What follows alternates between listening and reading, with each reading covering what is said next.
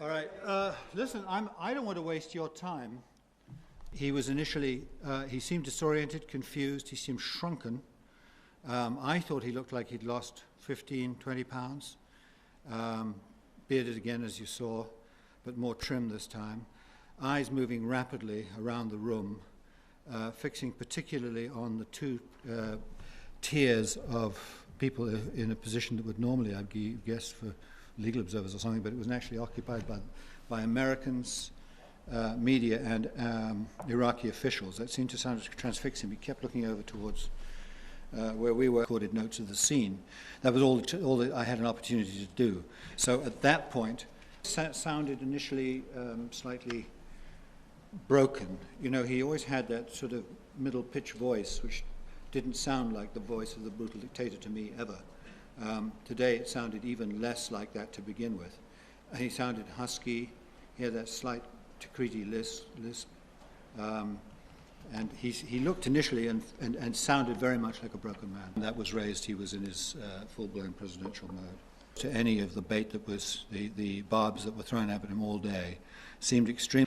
When he got to Kuwait, Saddam said,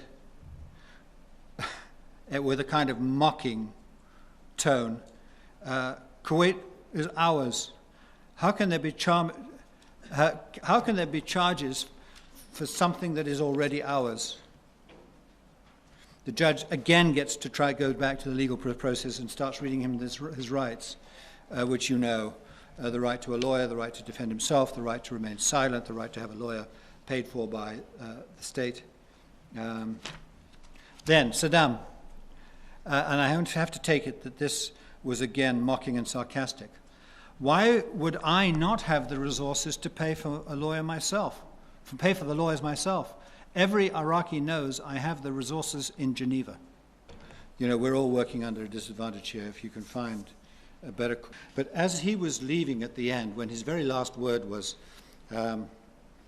halas, finished, the judge, is it over? Okay, halas, because he'd refused to sign the legal documents.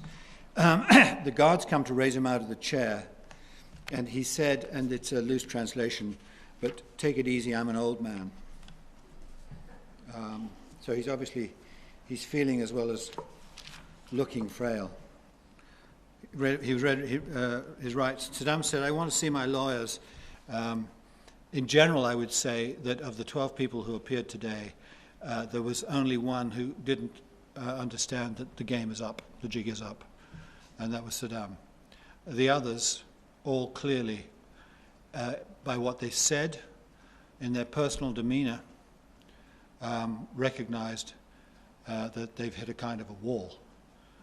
There seemed to be a degree of shock. Several of them sat for long periods of time with their eyes glistening.